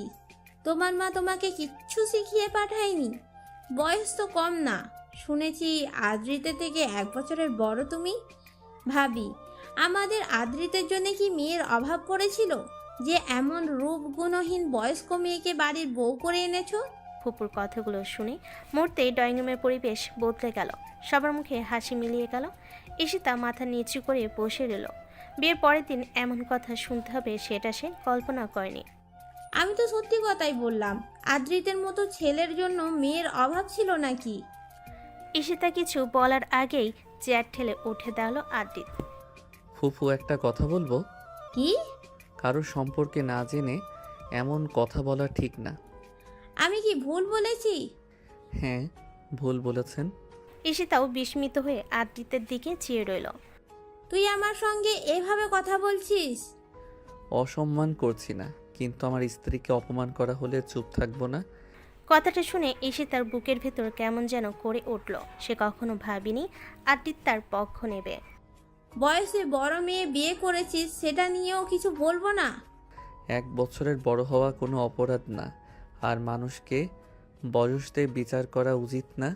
ঠিক তখনই আদ্রিতের বাবা গম্ভীর গলায় বললেন, আদ্রিত ঠিকই বলেছে, আমার বাড়িতে কাউকে ছোট কথা বলা আমি গ্রহণ করব না। আমরাও বৌমাকে পছন্দ করেই ঘরে এনেছি, কারো অপমান শুনতে চাই না। ফুপু কিছুক্ষণ চুপ করে রইলেন। আশেপাশে আত্মীয়রাও অস্বস্তিতে পড়ে গেল। ঈশিতা খুব ভদ্র, শিক্ষিত আর ভালো মেয়ে। আমাদের পরিবারের সদস্য হিসেবে আমরা ওকে সম্মান করি। সবাইও সেই সম্মানটা দেবে বলে আমি আশা করি। এসে তার চোখ একটু ভিজে উঠল। নতুন বাড়িতে এসে এমন সমর্থন পাবে সে ভাবিনি। আচ্ছা আচ্ছা, আর কিচ্ছু বলবো না। এই তো ভালো, এখন সবাই চা খান, ঝগড়া বন্ধ। তানিয়ার কথাই পরিবেশটা আবারও কিছুটা স্বাভাবিক হয়ে উঠল। কিছুক্ষণ পর আত্মীয়রা বিদায় নিয়ে চলে গেল। বাড়ি শান্ত হয়ে এলো। ঈশিতা বারান্দায় এসে একা দাঁড়িয়েছিল। হালকা বাতাসে তার চুল উড়ছিল। ঠিক তখনই পাশে এসে দাঁড়ালো আদ্রিত। কয়েক সেকেন্ড নীরবতা। আজ ধন্যবাদ। কিসের জন্য? ফুফুর কথার প্রতিবাদ করার জন্য। আমি শুধু অন্যায়ের প্রতিবাদ করেছি। তবুও তুমি আমার সম্পর্কে যাই ভাবো না কেন, কেউ অকারণে আমার সামনে তোমাকে অপমান করবে সেটা আমি হতে দেব না। কথাটা শুনে ঈশিতা কিছু বলল না, শুধু দূরে তাকিয়ে রইল। কিন্তু তার মনে হঠাৎ প্রশ্ন জাগলো। আর অন্যদিকে আদ্রিতের মনও একই রকম একটা প্রশ্ন ঘুরতে লাগলো। যদি 3 বছর আগে সত্যিটা অন্য কিছু হয়ে থাকে? অজান্তে তাদের দুজনের মাঝের বরফে প্রথম ছোট ফাটল ধরতে শুরু করলো। ঈশিতা নিজের রুমে এসে জানালা পাশে দাঁড়িয়ে আছে। আদ্রিত কোনো একটা কাজে বাইরে গিয়েছে। বাড়িতে থাকলেও খুব একটা কথা বলে না। উল্টো দুজনের মাঝে ঝগড়া শুরু হয়ে যায়। ঈশিতার বিয়ে হয়ে গেছে, এখন কি করবে সেই চিন্তায় মগ্ন। হঠাৎ তার ফোন বেজে উঠল। স্ক্রিনে ভেসে উঠল নীলা কলিং। ঈশিতা কয়েক সেকেন্ড ফোনের দিকে তাকিয়ে রইল, তারপর রিসিভ করলো। হ্যালো ইশি, কেমন আছিস? ভালো। তোর কাল বিয়ে হয়ে গেছে। সরি রে, বিভিন্ন সমস্যার জন্য আসতে পারিনি। ওকে। ছেলেটা কেমন? ঈশিতা কিছুক্ষণ চুপ করে রইল। পুরনো পরিচিত। মানে? আদ্রিত। ফোনের ওপাশে কয়েক সেকেন্ডের নীরবতা। কি? হ্যাঁ। এটা কিভাবে সম্ভব? আমিও জানি না। নীলার কণ্ঠে হঠাৎ অস্বস্তি চলে এলো। তোরা কথা বলেছিস? যতটুকু দরকার। পুরনো ব্যাপারগুলো নিয়ে কিছু বলেছে? এখনো না। নীলা যেন স্বস্তির নিঃশ্বাস ফেল। একটা নিরিবিলি পার্কে একা বসে আছে আদ্রিত। মাথায় 1,500 চিন্তা। যে তার সাথে প্রতারণা করেছে তাকে বিয়ে করলো, কিন্তু এখন মায়াবী মুখটা দেখলে তার সাথে খারাপ আচরণ করতে ইচ্ছে করে না, আবার ভালোবেসে গ্রহণ করতে পারছে না। বারবার অতীতের ভয়ানক স্মৃতিগুলো সামনে চলে আসে। এরই মধ্যে ফোনে একটা কল আসে। কল রিসিভ করে বুঝতে পারে সায়ন কল দিয়েছে। ওই শালা, বিয়ে করে ভুলে গেছিস? চুপ করো। বউ কেমন? কি সমস্যা আছে। সমস্যা? বউ হলো আমার এক্স। কি? সায়নের চিৎকারে আদ্রিত ফোনটা কানের কাছ থেকে সরিয়ে নিল। দোস্ত, এটা সিনেমাকেও হার মানাবে। মজা না? তাহলে পুরো ব্যাপার নিয়ে কথা বল। লাভ নেই। তবু একবার সত্যিটা যাচাই কর। আমি বলবো না ও ভালো, কিন্তু অনেক সময় আমাদের দেখা অনেক ভুল হয়। একবার সরাসরি কথা বলে দেখ। ঠান্ডা মাথায় তোরা। কথাগুলো শুনে আদ্রিত চুপ হয়ে গেল। রাতে নিজের ঘরে ফিরে এসেছে আদ্রিত, দেখলো ঈশিতা কারোর সাথে ফোনে হেসে হেসে কথা বলছে। আদ্রিত ভেবে নিয়েছিল আজ সে সরাসরি কথা বলবে 3 বছর আগে সেই ঘটনা নিয়ে। এক পা দুপা এগিয়ে আসছিল, কিন্তু হঠাৎ মাঝে ইগো এসে বাধা দিয়ে বলে, তুই কেন ওর সাথে সরাসরি কথা বলতে যাবি? তোর কোনো আত্মসম্মান নেই? ও নিজে এসে তোর সাথে কথা বলেছে। এই দেখ, এই দেখে তুই কষ্টে আছিস, সেটা কি ওর চোখে পড়ছে আজও? নিজে ঠিক দিব্যি কারো সাথে হেসে হেসে কথা বলছে, এটা নিশ্চয়ই ওই তন্ময় হবে। আজ যদি আদ্রিত সরাসরি ঈশিতার সাথে কথা বলতো তাহলে ওদের মধ্যে সব ভুল বুঝাবুঝি শেষ হয়ে যেত, কিন্তু আদ্রিতের ইগো সেটা হতে দিল না। সময় কার জন্য থেমে থাকে না, সে তার আপন গতিতে চলতে থাকে। আজ আদ্রিত ঈশিতার বিয়ে 3 মাস পূর্ণ হলো। 3 মাসে অনেক কিছু বদলেছে, আবার কিছুই বদলায়নি। আদ্রিত আর ঈশিতা একই ছাদের নিচে থাকে, একই টেবিলে খায়, একই ঘরে ঘুমায়, কিন্তু তাদের মাঝখানে এখনো অদৃশ্য একটা দল দাঁড়িয়ে আছে। ঝগড়া কমেছে ঠিকই, কিন্তু দূরত্ব কমেনি। 3 মাস ধরে আদ্রিত একটা প্রশ্নের উত্তর খুঁজেছে, কেন? আর ঈশিতাও একই প্রশ্ন নিয়ে বেঁচে আছে, কেন? সেদিন সন্ধ্যায় অফিস থেকে বাসায় ফিরেই আদ্রিত দেখলো ড্রয়িং রুমে বসে কারোর সাথে ভিডিও কলে কথা বলছে ঈশিতা। হ্যাঁ তন্ময় ভাই, কাল রিপোর্টটা পাঠিয়ে দেব। তন্ময় নামটা কানে যেতে আদ্রিতের মুখ শক্ত হয়ে গেল। 3 মাসে তারা অনেক বিষয়ে ঝগড়া করেছে, কিন্তু তন্ময় ও মেহরিন প্রসঙ্গে কখনো তেমনভাবে ওঠেনি। ঈশিতা কল শেষ করতে আদ্রিত ঠান্ডা গলেই বলল, এখনো যোগাযোগ আছে? কার সাথে? নাটক করার দরকার নেই। তন্ময় ভাইয়ের কথা বলছো? ভাই? হ্যাঁ ভাই। 3 বছর আগেও তো ভাই ছিল, তাই না? ঈশিতা সঙ্গে সঙ্গেই বুঝে গেল কথাটা কোথায় যাচ্ছে। আবার শুরু করো না। আমি শুরু করছি? তোমার জন্যই তো সব শুরু হয়েছিল। আমার জন্য? হ্যাঁ, তোমার জন্য। তুমি এখনো মনে করো সব দোষ আমার? আমি শুধু জানি 3 বছর আগে আমার জীবনটা ধ্বংস হয়ে গিয়েছিল। আমার হয়নি বুঝি? তোমার অন্তত মানুষ ছিল পাশে। কি বলতে চাইছো? যেটা বুঝতে চাইছো না। ঈশিতার ধৈর্য ভাঙতে শুরু করলো। আদ্রিত, আমি অনেকদিন ধরে দেখছি তুমি সব সময় নিজেকে ভিকটিম ভাবো। কারণ আমি ছিলাম। না, আমি ভিকটিম ছিলাম। তোমাকে ভালোবেসে আমি ঠকে গিয়েছি। না। তাহলে সমস্যা কি জানো? কি? তুমি কখনো নিজের ভুল স্বীকার করতে পারো না। কথাটা শুনে আদ্রিতের চোখে রাগ নেমে এলো। আমার ভুল? হ্যাঁ। আমার সাথে সম্পর্ক থাকা অবস্থায় অন্যের সাথে সম্পর্ক করেছো তুমি, আর ভুল আমার? আর তুমি মেহরিনের সাথে ঘুরে বেড়াবে, সেটা ঠিক? আমি কখনো তোমাকে ঠকাইনি। আমিও ঠকাইনি। দুজনেই এখন প্রায় চিৎকার করছে। তাহলে তন্ময়কে এত গুরুত্ব দাও কেন এখনো? কারণ সে আমার বন্ধু। বন্ধু? হ্যাঁ। তোমার সেই বন্ধুর কারণেই সবকিছুর জন্য তন্ময়কে দোষ দিও না। রাগের মাথায় ঈশিতা বুঝতে পারল না সে কি বলতে যাচ্ছে। অন্তত তন্ময় কখনো আমাকে সন্দেহ করেনি। কথাটা বলেই পুরো ঘর নিস্তব্ধ হয়ে গেল। আদ্রিত স্থির হয়ে দাঁড়িয়ে রইল, তার মুখে রাগ ধীরে ধীরে মিলিয়ে গেল, জায়গা নিল অন্য কিছু আঘাত, গভীর আঘাত। বুঝলাম। আদ্রিত, আমি ওই অর্থে বলিনি। না, ঠিকই বলেছ। আমার কথা শেষ পর্যন্ত শোনো। দরকার নেই। আমি রাগের মাথায় মানুষ সত্যি বলে। খুব শান্ত গলায় বলল সে, আর সেই শান্ত গলাটাই ঈশিতাকে ভয় পাইয়ে দিল। জানো, আমি ভেবেছিলাম এবার অন্তত তুমি বুঝবে আমার কষ্টটা। আমি বুঝি। না, যদি বুঝতে তাহলে ওই কথাটা বলতে না। আদ্রিত ধীরে ধীরে দরজার দিকে এগিয়ে গেল। কোথায় যাচ্ছ? শান্তি খুঁজতে। বাইরে ঝড় বৃষ্টি হচ্ছে। ভেতরের ঝড়টার চেয়ে বড় না? দরজাটা জোরে বন্ধ হয়ে গেল আর দরজার সামনে দাঁড়িয়ে রইল ঈশিতা। কয়েক সেকেন্ড পরই সে বুঝতে পারল রাগের মাথায় সে এমন একটা কথা বলে ফেলেছে যেটা আদ্রিতের 3 বছরের পুরনো ক্ষত আবার নতুন করে খুলে দিয়েছে। আর ঠিক সেই কারণেই মুষলধারে বৃষ্টির মধ্যে একা হাঁটতে হাঁটতে চলে গেল আদ্রিত। মুষলধারে বৃষ্টি তার শরীর ভিজিয়ে দিচ্ছে, কিন্তু সে যেন কিছুই অনুভব করতে পারছে না। মাথার ভেতর শুধু 3 বছর আগের স্মৃতিগুলো ঘুরছে। একসময় সে আকাশের দিকে তাকিয়ে তিক্ত হেসে বলল, এত ভালোবেসেছিলাম, তাও আমার এমন করুণ পরিণতি কেন হলো? রাত 11টা। ঈশিতা বারবার ফোন করছে কিন্তু আদ্রিত ফোন ধরছে না। উদ্বেগে তার হাত পা ঠান্ডা হয়ে আসছে। সে তো এই ভার্সিটির তন্ময়ের সাথে কথা বলেনি, এটা তো অন্য তন্ময় ছিল।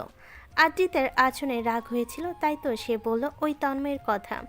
ভার্সিটি তন্ময়ের সাথে সম্পর্ক তো আদ্রিতের সাথে সম্পর্ক হওয়ার সাথে সাথে শেষ করে দিয়েছিল। সে জানেও না তন্ময় এখন কোথায় কি করে। ঈশিতা আদ্রিতের চিন্তায় ব্যাকুল হয়ে আছে। অবশেষে রাত 12টার দিকে দরজা খুলে আদ্রিত ঘরে ঢুকলো। সম্পূর্ণ ভেজা, মুখ ফ্যাকাশে, চোখ লাল। ঈশিতা সঙ্গে সঙ্গে উঠে দাঁড়ালো। তুমি এই অবস্থায় কোথায় ছিলে? তোমার জানার দরকার নেই। তোমার জ্বর এসেছে? আমার কিছু হয়নি। তুমি আমাকে স্পর্শ করবে না। তোমার ছোঁয়া আমার কাছে বিষের মতো মনে হয়। কথাটা বলে হঠাৎই টলমল করে উঠল সে। ঈশিতা তাড়াতাড়ি এগিয়ে গিয়ে তাকে ধরে ফেলল। অন্য সময় হলে আদ্রিত এই কথাগুলো বলে ঈশিতা আসলে আদ্রিতকে স্পর্শ করতো না, কিন্তু আদ্রিতের অবস্থা দেখে নিজেকে আটকে রাখতে পারল না। তার হাত আদ্রিতের কপালে যেতে এসে আটকে উঠল। শরীর আগুনের মতো গরম। তোমার অনেক জ্বর। আমাকে ছেড়ে দাও। চুপ করে বসো। অনেক কষ্টে তাকে বিছানায় বসানো হলো। জ্বরে ঘুরে আদ্রিতের চোখ দুটো আধো খোলা। ঈশিতা ভেজা চুল মুছিয়ে দিয়েছিল। হঠাৎ সে অনুভব করলো তার কবজিটা কেউ শক্ত করে ধরে ফেলেছে। নিচে তাকিয়ে দেখলো আদ্রিত। কেন? কি? কেন এমন করলে আমার সাথে? ঈশিতার বুক ধক করে উঠল। জ্বরে ঘুরে আদ্রিত বিড়বিড় করতে লাগলো। আমি তো তোমাকে নিজের জীবনের থেকেও বেশি ভালোবেসেছিলাম। তুমি যা চেয়েছো আমি তাই করার চেষ্টা করেছি। তার কণ্ঠ ধীরে ধীরে কেঁপে উঠল। 3 বছরে জমে থাকা কষ্ট যেন আজ বেরিয়ে আসছে। কেন এই তন্ময়ের সাথে জড়ালে নিজেকে? আমি তো শুধু তোমাকেই চেয়েছিলাম। আমি তো তোমাকে ভালোবাসার মধ্যেই রাখতে চেয়েছিলাম। ঈশিতার চোখ বিস্ময়ে বড় হয়ে গেল, কারণ এই প্রথমবার আদ্রিত নিজের কষ্টের কথা বলছে। আদ্রিত ভাবছে সে তন্ময়ের সাথে সম্পর্কে জড়িয়েছে, কিন্তু সেসব তো সত্যি নয়। তন্ময় তো তার ভাইয়ের মতো। তাহলে কি তাদের দুজনের সম্পর্কে ভাঙার জন্য অন্য কেউ কলকাঠি নেড়েছে? আদ্রিত আবার বলতে শুরু করলো। আমার অনেক কষ্ট হয় ঈশিতা, অনেক। 3 বছর, পুরো 3 বছর আমি ঠিকমতো ঘুমাতে পারিনি। চোখ বন্ধ করলেই তোমাকে দেখতাম। ঈশিতার হাত কাঁপতে শুরু করলো। তার চোখ ভিজে উঠেছে, কিন্তু আদ্রিত এটা দেখার অবস্থায় নেই। আমার ভালোবাসায় তো কোনো ভুল ছিল না, তাহলে এমন হলো কেন? আমাকে একবার বললেও পারতে, আমি নিজেই সরে যেতাম। কিন্তু এভাবে কেন ভেঙে দিলে আমাকে? শেষ কথাটা বলেই তার চোখ বেয়ে এক ফোঁটা জল গড়িয়ে পড়ল। তারপর ধীরে ধীরে ঘুমিয়ে গেল সে। জ্বরের ক্লান্তিতে অবচেতন হয়ে আর বিছানার পাশে বসে রইল ঈশিতা নিঃশব্দে। তার চোখ থেকেও টপ টপ করে জল পড়ছে, কারণ আজ প্রথমবার সে বুঝতে পারল 3 বছর আগে শুধু সে একা ভাঙেনি, আদ্রিত ঠিক সমানভাবে ভেঙেছিল, হয়তো আরও বেশি। আর সবচেয়ে বড় কথা, আজও ছেলেটা বিশ্বাস করে তাকে ভেঙে দিয়েছিল ঈশিতা, কিন্তু সত্যিটা যে সম্পূর্ণ অন্য কিছু সেটা এখনও জানে না সে। রাত প্রায় শেষের দিকে। ঘরের আলো নিভিয়ে রাখা হয়েছে, শুধু বেডসাইড ল্যাম্পের মৃদু আলো চারপাশে ছড়িয়ে আছে। আদ্রিত জ্বরের ঘরে ঘুমিয়ে আছে আর ঈশিতা বিছানার পাশে বসে আছে। তার চোখ দুটো লাল হয়ে গেছে, কিন্তু ঘুমানোর কোনো ইচ্ছেই হচ্ছে না। বারবার কানে ভেসে আসছে আদ্রিতের কথাগুলো। তুমি এখনো এত কষ্ট পাও? এত বছর পরেও? আমি আজ তোমাকে কথা দিলাম, আমাদের সম্পর্ক ভাঙার জন্য যে দায়ী তাকে খুঁজে বের করে কঠিন থেকে কঠিনতম শাস্তি দেব। প্লিজ সুস্থ হওয়ার পর আমাকে একটু বিশ্বাস করো, ঠান্ডা মাথায় আমার কথা শোনো, তাহলেই বুঝতে পারবে আমিও তোমার মতো ঠকে গিয়েছি অন্যের কথা শুনে। আমরা দুজনেই অন্যের পাতা ফাঁদে পা দিয়েছিলাম 3 বছর আগে। প্লিজ আমাকে একটু বিশ্বাস করো। নিজের অজান্তেই তার চোখ থেকে জল পড়ে গেল। সে আস্তে করে আদ্রিতের কপালে ভেজা কাপড় রাখল। জ্বর এখনও কমেনি। বোকা একটা ছেলে। কথাটা বলেই থেমে গেল, কারণ হঠাৎ করে তার মনে পড়ে গেল 3 বছর আগের সেই দিন। বটগাছের নিচে দাঁড়িয়ে থাকা আদ্রিত, রাগে কষ্টে অপমানে ভেঙে পড়া একটা ছেলে। আর সেই একই কষ্ট আজও তার চোখে রয়ে গেছে। আমি তোমাকে ঠকাইনি আদ্রিত। খুব আস্তে বলল সে, যেন নিজেকেই বলছে। আমিও ভেবেছিলাম তুমি আমাকে ঠকিয়েছো। তুমি ভেবেছো আমি তোমাকে ঠকিয়েছি। একটা মিথ্যা আমাদের 3 বছর কেড়ে নিয়েছে। এবার আর চোখের জল আটকে রাখতে পারল না, নিঃশব্দে কাঁদতে লাগলো। সকালে জানালা দিয়ে সূর্যের আলো ঘরে ঢুকছে। আদ্রিত ধীরে ধীরে চোখ খুলল। মাথাটা ভারী লাগছে। চারপাশে তাকাতে তার চোখ থেমে গেল। বিছানার পাশে চেয়ারে বসে ঘুমিয়ে আছে ঈশিতা, হাতে এখনও থার্মোমিটার। মাথাটা বিছানার পাশে হেলান দিয়ে আছে। সারা রাত এখানে ছিলে? কয়েক সেকেন্ড চুপচাপ তাকিয়ে রইল সে, তারপর আবার নিজের মনকে শক্ত করল। না, এর মানে কিছু না। ঠিক তখনই ঈশিতার ঘুম ভেঙে গেল। চোখ খুলেই দেখলো আদ্রিত তার দিকে তাকিয়ে আছে। জ্বর কমেছে? হুম। ওষুধ খেতে হবে। ঠিক আছে। দুজনেই অবাক, কারণ আজ ঝগড়া হলো না। সকালে খালি পেটে ওষুধ খেও না। আচ্ছা। আবার ঝগড়াও হলো না। ঘরের পরিবেশ কেমন যেন অচেনা লাগছে। আমি নিচে যাচ্ছি। ঈশিতা। ঈশিতা থেমে গেল, ধীরে ধীরে পিছনে ফিরল। কি? ধন্যবাদ। ঈশিতা কিছুক্ষণ স্থির হয়ে দাঁড়িয়ে রইল। 3 মাসে এই প্রথম আদ্রিত তাকে ধন্যবাদ দিল। স্বাগতম। কথাটা বলেই দ্রুত ঘর থেকে বেরিয়ে গেল সে, কারণ আর 1 সেকেন্ড দাঁড়ালে হয়তো নিজের চোখের জল লুকাতে পারত না। আর বিছানায় বসে রইল আদ্রিত। তার মনেও আজ অদ্ভুত একটা প্রশ্ন ঘুরছে। যদি ঈশিতা সত্যি এত খারাপ হতো, তাহলে সারা রাত তার পাশে বসে থাকতো কেন? প্রথমবারের মতো আদ্রিতের মনে প্রশ্ন আসে। আমি কি 3 বছর আগে ভুল বুঝেছিলাম ঈশিতাকে? আদ্রিত বিছানার কিনারায় বসেছিল। ঈশিতা ঘর থেকে বেরিয়ে যাওয়ার পর তার বলা শেষ কথাটা মাথায় ঘুরছে। যদি ঈশিতা সত্যি এত খারাপ হতো, তাহলে সারা রাত আমার পাশে বসে থাকতো কেন? ঠিক তখনই দরজায় টোকা পড়ল। ভেতরে আসতে পারি? এটা তোমারও রুম, অনুমতি লাগবে কেন? ঈশিতা ভেতর এসে দরজা বন্ধ করলো। তার মুখটা অস্বাভাবিক রকমের গম্ভীর। আমার তোমার সাথে জরুরি কথা আছে। আমার নেই। কিন্তু আমার আছে। তাহলে নিজের সাথে বলো। আদ্রিত। আমি ক্লান্ত, পরে কথা হবে।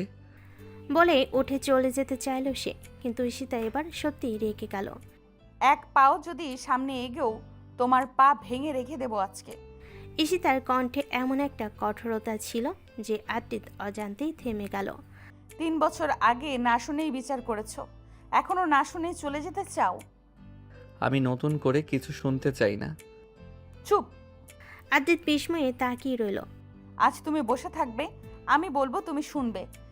একটাও কথা বলবে না যতক্ষণ না আমি শেষ করছি। আশ্চর্যজনকভাবে আদ্রিত তার প্রতিবাদ করল না, ধীরে ধীরে এসে বিছানায় বসে পড়ল। ভালো, এখন শোনো। ঈশিতা গভীর শ্বাস নিল। প্রথম প্রশ্ন, 3 বছর আগে তুমি কি কখনো আমাকে জিজ্ঞেস করেছিলে তন্ময় আসলে কে? না, করনি। অথচ তুমি জানতে তন্ময় আমার সবচেয়ে কাছের বন্ধু ছিল। দ্বিতীয় প্রশ্ন, যেসব ছবি তুমি পেয়েছিলে সেখানে কি আমাকে তন্ময়ের হাত ধরে থাকতে দেখেছিলে? না। কোনো ভিডিও পেয়েছিলে কি যেখানে আমাকে তাকে ভালোবাসার কথা বলতে দেখেছিলে? না। শুধু কয়েকটা ছবি দেখেছিলে, তাই না? আদ্রিত চুপ। এবার আমার কথা শোনো, আমি তোমার আর মেহেরিনের ছবিও পেয়েছিলাম। আদ্রিত মাথা তোলো। আমি কি কোনোদিন তোমাকে জিজ্ঞাসা করেছি ছবিগুলো সত্যি কিনা? করিনি, কারণ আমিও তোমার মতো বোকা ছিলাম। কিন্তু বিশ্বাস করো, ছবিগুলো পেয়ে আমি তোমার সাথে কথা বলতে গেছিলাম, কিন্তু সেখানে গিয়ে দেখলাম তুমি মেহেরিনের সাথে। কি কথা বলছিলে জানি না, কিন্তু এই মেহেরিন আমাকে দেখে তোমার সাথে ঘেঁষে দাঁড়িয়েছিল। তখন বুঝতে পারিনি এটা তাদের কোনো ফাঁদ হতে পারে, এখন বুঝতে পারছি। ঘরটা নিস্তব্ধ হয়ে গেল। আরও একটা বিষয়, ঈশিতা মোবাইল বের করলো। যেদিন ছবিগুলো এসেছিল সেদিন আমার ফোনে অচেনা নাম্বার থেকে একই ধরনের মেসেজ এসেছিল। আদ্রিত অবাক হয়ে বলল। আমার ফোনেও? দেখেছো, একই কৌশল। আদ্রিতের ভুরু কুঁচকে গেল। আর একটা বিষয় খেয়াল করেছো? কি? ছবিগুলো সবসময় এমন অ্যাঙ্গেল থেকে তোলা ছিল যেখান থেকে পুরো শরীর বোঝা যায়, কিন্তু দেখে মনে হয় তারা খুব কাছাকাছি আছে, ভালোবাসা বিনিময় করছে। আদ্রিতের চোখের সামনে পুরনো ছবিগুলো ভেসে উঠল। সত্যি কোনো ছবি স্বাভাবিক ছিল না, সবগুলো এমনভাবে তোলা হয়েছিল যাতে অন্যরকম মনে হয়। এবার তন্ময়ের কথা বলি। ঈশিতা ধীরে ধীরে বলল। তুমি কি জানো তন্ময় কোনোদিন আমাকে প্রস্তাবও দেয়নি? দেবে কিভাবে? আমাদের সম্পর্ক তো ছিল ভাই বোনের মতো। কিন্তু সে তো বলেছিল যে আমরা সম্পর্কে ছিলাম। হ্যাঁ। তাহলে বলো, যদি সত্যিই আমাদের সম্পর্ক থাকতো পুরো বিশ্ববিদ্যালয়ে কেউ জানতো না কেন? আদিত উত্তর দিতে পারল না। আর তুমি কি ভেবেছ আমি যদি সত্যিই তোমাকে ছেড়ে অন্য কাউকে বেছে নিতাম তাহলে সরাসরি বলতাম না কেন? এবার আদিতের বুকের ভেতর কেমন যেন মোচতি উঠল, কারণ প্রশ্নটা যুক্তিসঙ্গত, খুবই যুক্তিসঙ্গত। এবার আমার পাল্টা প্রশ্ন, মেহেরিন কি তোমার প্রেমিকা ছিল? না। তাহলে আমি কেন বিশ্বাস করলাম? দুজনেই চুপ। কয়েক মুহূর্ত আগ পর্যন্ত যে কথাগুলো শুধু অভিযোগ মনে হচ্ছিল, এখন সেগুলো ধীরে ধীরে যুক্তিতে পরিণত হচ্ছে। আমাদের সবচেয়ে বড় ভুল কি ছিল জানো? কি? আমরা অপরিচিত মানুষদের বিশ্বাস করেছি, কিন্তু একে অপরকে করিনি। কথাগুলো শুনে আদিত মাথা নিচু করল। আমি আজও জানি না কে এসব করেছিল।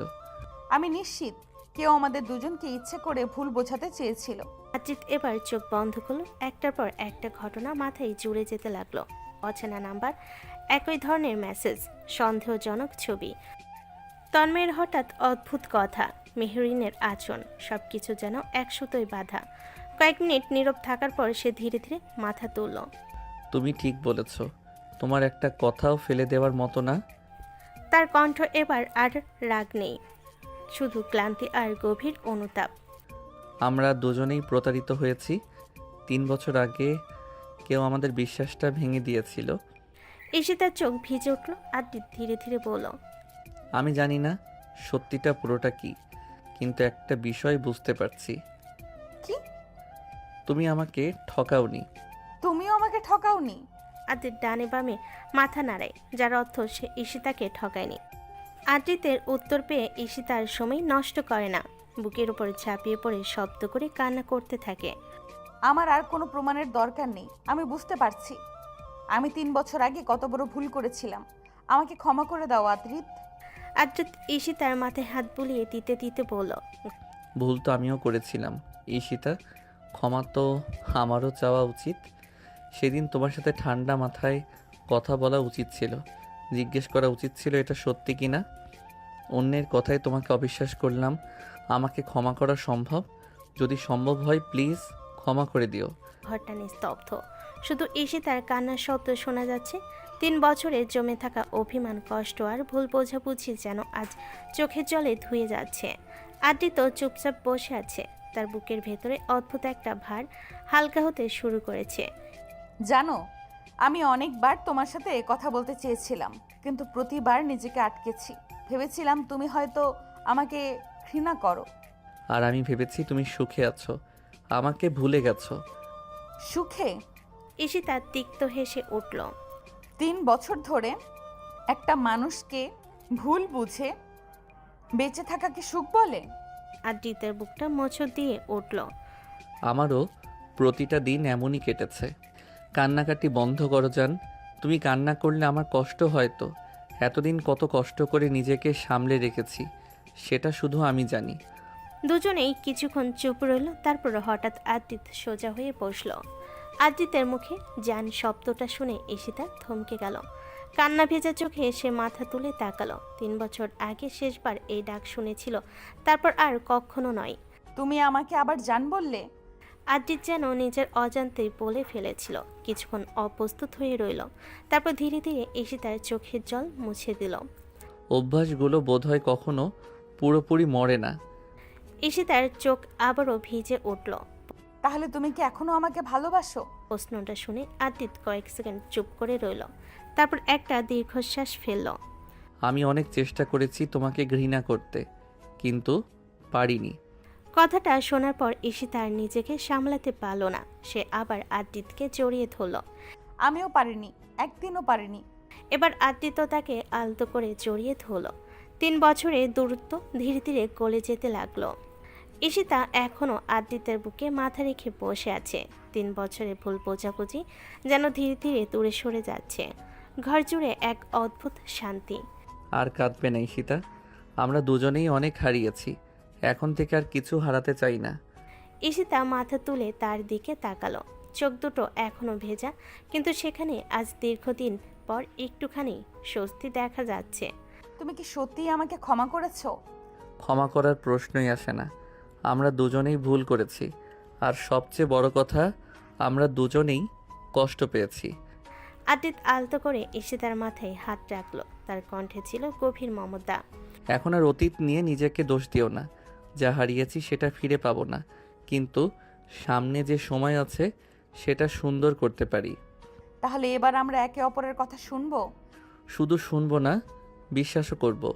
কথাটা শুনে ঈশিতার ঠোঁটে ছোট্ট একটা হাসি ফুটে উঠল।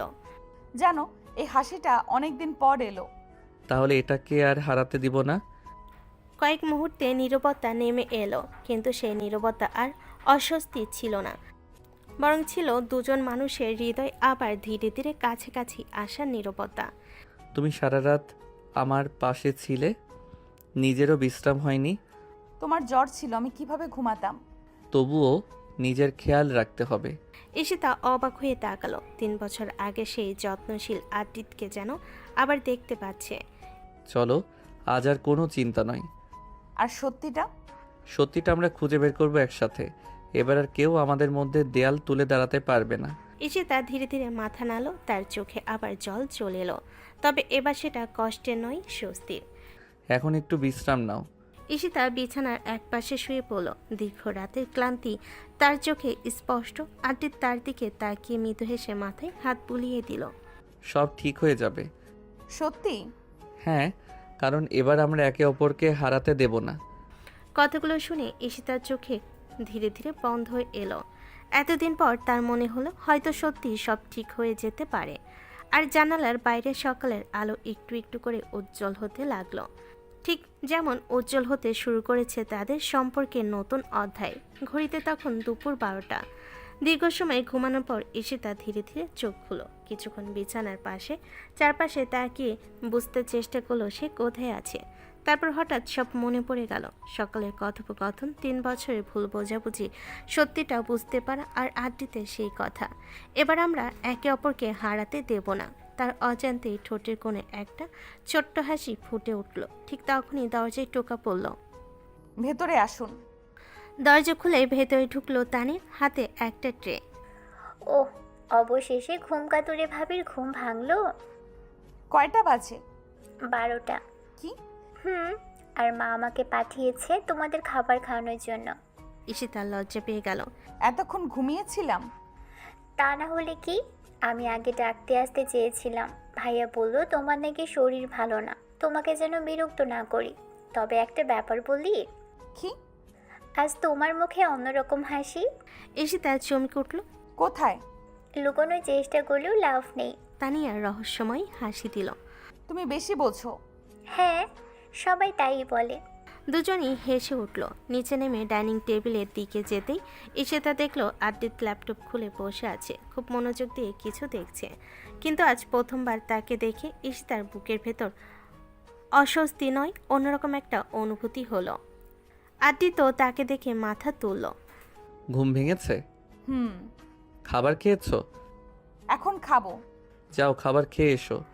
আদিতের কথা শুনে ঈশিতা মাথা নাড়ল, তারপর খেতে বসে গেল। আজ অনেকদিন পর তাদের মধ্যে অস্বস্তিকর নীরবতার বদলে একটা শান্ত পরিবেশ তৈরি হয়েছে। বিকেলের দিকে সবাই ড্রয়িং রুমে একসাথে বসে আড্ডা দিচ্ছিল। আদিতের বাবা খবরের কাগজ পড়ছিলেন, মা ফল কাটছিলেন, আর তানিয়া সোফায় পা তুলে বসে গল্প করছিল। আজকে সবাইকে একটা মজার গল্প বলবো। তুই যখনই বলিস মজার গল্প, তখনই কারো না কারো মান সম্মান যায়। এবারও যাবে। কথাটা বলে সে সরাসরি আদিত্যের দিকে তাকালো।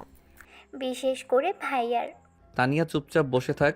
না, আজ সত্যিটা সবাই জানবে। ঈশিতা কৌতূহলী হয়ে তাকালো। কি সত্যি? ভাবি, তুমি জানো তোমাকে বিয়ে করার জন্য ভাইয়া কি পরিমাণ নাটক করেছে? ঈশিতা ভ্রুকুচকে তাকালো। আমাকে বিয়ে করার জন্য? তানিয়া চুপ করো, আমি বলছি। তানিয়া গলা খাকারি দিল। 2 বছর ধরে যখন পরিবার থেকে ভাইয়ার বিয়ের কথা উঠল, তখনও একদম রাজি ছিল না। সেটা ঠিক। প্রতিদিন নতুন নতুন অজুহাত দিত। কখনো বলতো কাজের চাপ আছে, কখনো বলতো বিয়ে করার বয়স হয়নি। সত্যি? হ্যাঁ বৌমা, আমরা তো প্রায় হাল ছেড়ে দিয়েছিলাম। ঈশিতা এবার অবাক হয়ে আদিত্যের দিকে তাকালো। আদিত্য মুখ ঘুরিয়ে অন্যদিকে তাকিয়ে আছে। তারপর একদিন বাবা রেগে গিয়ে বলল, এ মাসের মধ্যে মেয়ে দেখবো। আর সেই রাতেই ভাইয়া আমার রুমে ঢুকলো। তানিয়া আর একটা শব্দ বলবি না। না বললে মজা কোথায়? সবাই হাসতে লাগলো। ভাইয়া এসে বলল, শোন, একটা কাজ করবি? তারপর সে আমাকে একটা পুরনো ছবি দেখালো। ছবিটা ছিল তোমার। আমার? হ্যাঁ, ভাইয়া এত বছর ধরে ভাবির একটা পুরনো ছবি লুকিয়ে রেখেছিল। পুরো ঘর নিস্তব্ধ হয়ে গেল। ঈশিতা অবিশ্বাসের দৃষ্টিতে আদিত্যের দিকে তাকিয়ে আছে। তুমি আমার ছবি রেখেছিলে? তানিয়া আমি কিছু শুনবো না। তানিয়া এবার আরও উৎসাহ নিয়ে বলতে লাগলো। ভাইয়া আমাকে বলেছিল, মা যখনই বিয়ের কথা বলবে এই ছবিটা দেখিয়ে বলবি এটা তোর কোনো এক ফ্রেন্ডের কাজিন, একে ভাইয়ার সাথে ভালো মানাবে। কি? আর শুধু তাই না। তানিয়া না, আজ সব বলবো। তানিয়া হেসে বলল। বিয়ের জন্য যখন পাত্রী দেখা হচ্ছিল, তখন ভাইয়া একটা শর্ত দিয়েছিল। কি শর্ত? শর্ত ছিল মেয়েটা যেন পড়াশোনা জানা, আত্মসম্মানী আর নিজের সিদ্ধান্ত নিজে নিতে পারে। তখনও বুঝিনি ও আসলে কার কথা বলছে। কিন্তু আমি বুঝেছিলাম, কারণ এই 3টা গুণের কথা ভাইয়া সবসময় একজনের ক্ষেত্রেই বলতো, তোমার। ঈশিতার চোখ বিস্ময়ে বড় হয়ে গেল। আমি কাউকে কিছু বলিনি। কিন্তু তোমার মুখ সব বলে দিত। আদিত্য এবার কপালে হাত দিল। আর সবচেয়ে বড় ঘটনা তো এখনো বলিনি। শেষ? গল্প শেষ? না, শুধু। সবাই আগ্রহ নিয়ে তাকালো। না, শুরু। তোমার ছবি বাবা মাকে দেখানোর পর ওনারা তোমাকে পছন্দ করেন। ভাইয়াকে তোমার ছবি দেখানোর পর সেদিন ভাইয়া 1 ঘন্টা দরজা বন্ধ করে নিজের রুমে বসেছিল। সত্যি বলতে তখন ওর আচরণ আমাদেরও অদ্ভুত লেগেছিল। তারপর বাইরে এসে একদম শান্ত গলায় বলল, এই মেয়েটাকেই দেখতে যেতে পারি। কি চতুর মানুষ দেখেছো? নিজেই ছবি দিয়ে সেই ছবি দেখে আবার নাটক করে বলে এই মেয়েকে দেখতে যেতে পারি। ঈশিতা স্তব্ধ হয়ে গেল। আদ্রিত, তুমি আগে থেকে জানতে? এবার আদিত্য দীর্ঘশ্বাস পেল। আদিত্য মাথা ঝাঁকিয়ে সম্মতি দেয়। তাহলে বিয়ের আগে কিছু বলনি কেন? কারণ আমি নিশ্চিত ছিলাম না। মিথ্যা। তানিয়া পুরো মিথ্যা। তানিয়া হেসে বলল। ভাইয়া ভয় পেয়েছিল। ভয়? হ্যাঁ, ভাবছিল যদি তুমি তাকে প্রত্যাখ্যান করো। কথাটা শুনে ঈশিতা ধীরে ধীরে আদিত্যের দিকে তাকালো। ঘরটা কয়েক সেকেন্ডের জন্য একদম চুপ হয়ে গেল। আদিত্য বিব্রত হয়ে অন্যদিকে তাকিয়ে রইল। আর ঈশিতা, সে শুধু অবাক চোখে আদিত্যের দিকে তাকিয়ে রইল। কারণ আজ সে জানতে পারল 3 বছর ধরে শুধু সে একা নয়, আদিত্য একই মানুষটাকে হৃদয়ে লুকিয়ে রেখেছিল। আর সেই মুহূর্তেই ঈশিতার ঠোঁটের কোণে ধীরে ধীরে একটা মায়া ভরা হাসি ফুটে ওঠে। কিন্তু সেই হাসি দেখে আদিত্যের বুকের ভেতর কেমন যেন অস্থিরতা শুরু হলো।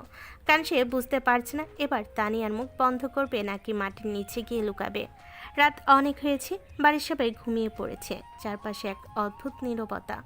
বারান্দা দিয়ে হালকা বাতাস ঢুকছে ঘরের ভেতর। ঈশিতা বিছানার একপাশে বসে আছে আর আদিত্য ল্যাপটপ বন্ধ করে তার দিকে তাকালো। বেশ কিছুক্ষণ ধরে ঈশিতার মনে একটা প্রশ্ন ঘুরপাক খাচ্ছে। অবশেষে আর চুপ থাকতে পারলো না। একটা প্রশ্ন করব? করো। তোমার ভাষ্য মতে আমি তো প্রতারক ছিলাম, তোমার বিশ্বাস ভেঙেছিলাম। তাহলে তানিয়ার সাথে আমার ছবি কেন দিয়েছিলে? আমাকে বিয়ে করার জন্য কেন এত চেষ্টা করেছিলে? প্রশ্নটা শুনে আদ্রিত কিছুক্ষণ চুপ করে রইল। তার চোখে ভেসে উঠল বহু বছরে জমে থাকা অনুভূতি।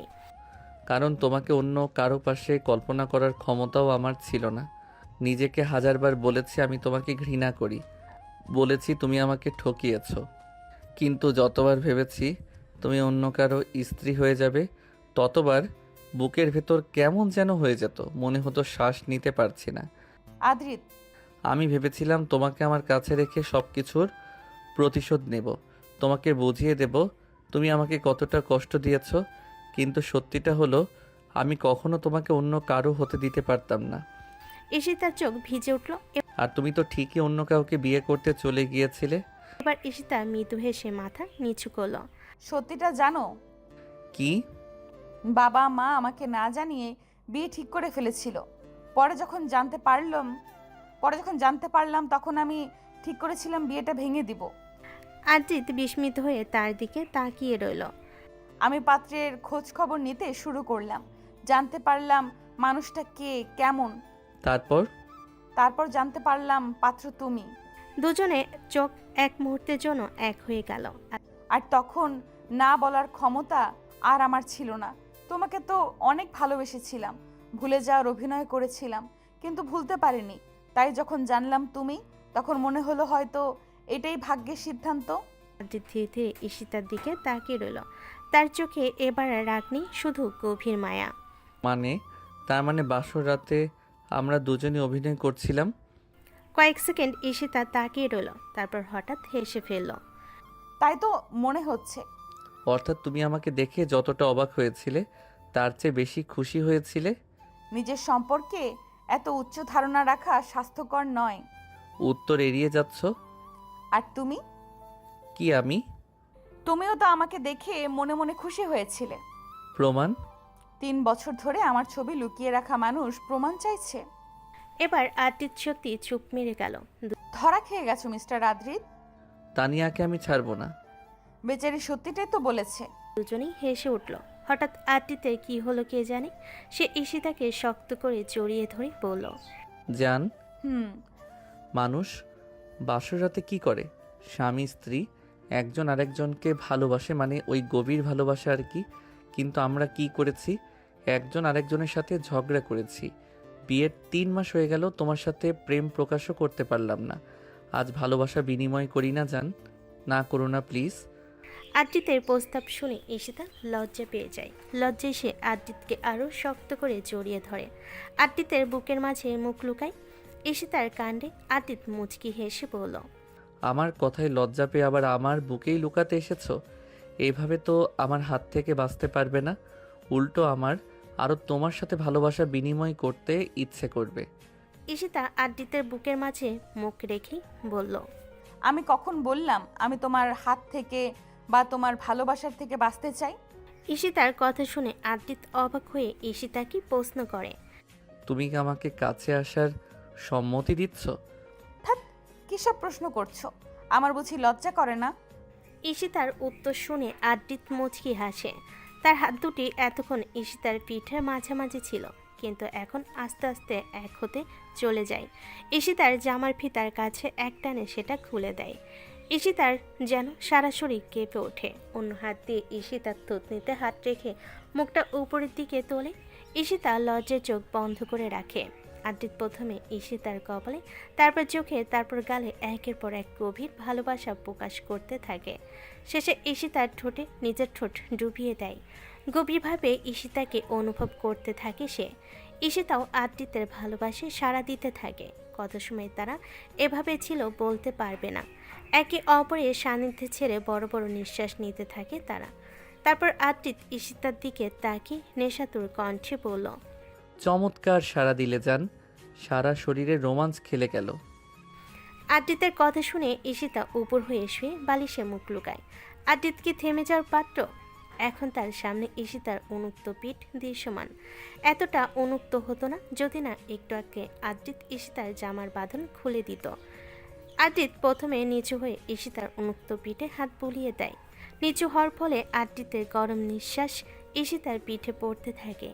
ঈশিতা যেন নিঃশ্বাস ভারী হয়ে আসে। তারপর আদ্রিত মুখ ডুবিয়ে দেয় ঈশিতার পিঠে। ঈশিতার সারা শরীর কাঁপছে, অস্থির লাগছে তার। মন চাচ্ছে আদ্রিতকে নিজের সাথে মিশিয়ে নিতে। ঈশিতা নিজের মনে কথা শুনল, সাথে সাথে আদ্রিতের দিকে ঘুরে একটানে আদ্রিতকে নিজের কাছে নিয়ে আসে। আদ্রিতের গলায় নিজের মুখ ডুবিয়ে দেয়। তাদের অনুভূতির গভীরতা আরও বাড়তে থাকে। তারা দুজন একে অপরের সাথে মিশে যায়।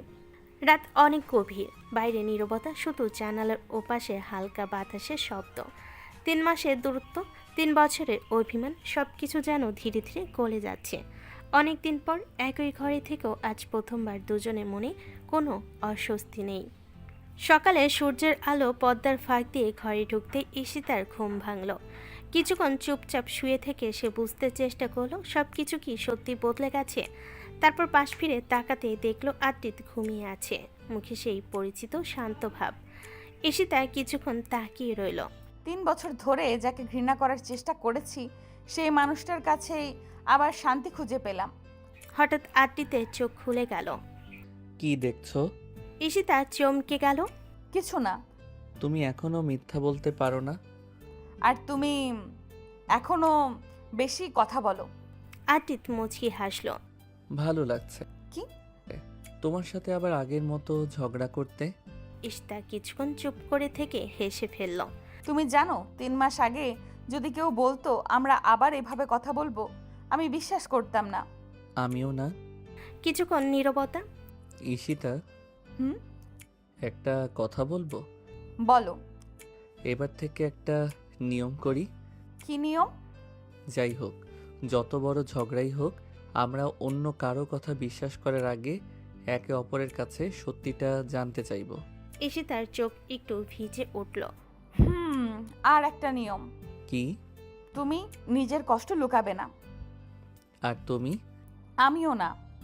দুজনেই একে অপরের দিকে তাকিয়ে মৃদু হাসলো। ঠিক তখনই ভাবি, ভাইয়া, দরজা খুলবে নাকি আবার কোনো গুরুত্বপূর্ণ মিটিং চলছে? দুজনেই একসাথে একে অপরের দিকে তাকালো। এই মেয়েটা কখনো বদলাবে না। তোমার বোন বলে কথা। তোমারও তো এখন বোন। কথাটা শুনে ঈশিতার মুখে হাসি ফুটে উঠল। আদ্রিত দরজা খুলতেই তানিয়া চোখ ছোট করে দুজনের দিকে তাকালো। ও, আজ তো পরিবেশ অন্যরকম লাগছে। তোর কোনো কাজ নেই? আছে, ভাবিকে নিয়ে নিচে যাওয়া। আমাকে? হ্যাঁ, মা বলেছে আজ নতুন বউয়ের হাতে নাস্তা খাবে সবাই। ঈশিতা একটু ঘাবড়ে গেল। আমি তো জানতাম না।